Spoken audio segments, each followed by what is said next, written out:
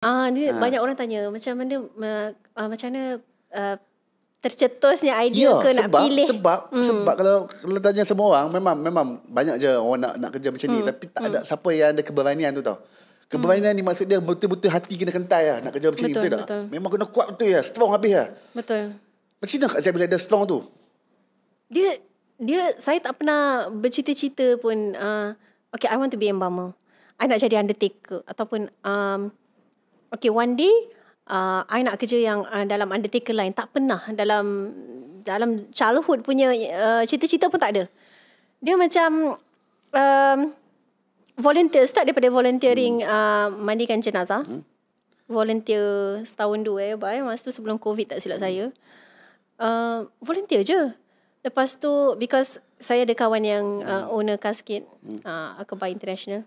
So one day Datuk Akbar cakap dengan saya, kita jumpa kat luar, and we are Singapore tu very small. So bila saya volunteer memang semua tahulah saya ikut ustazah ni volunteer.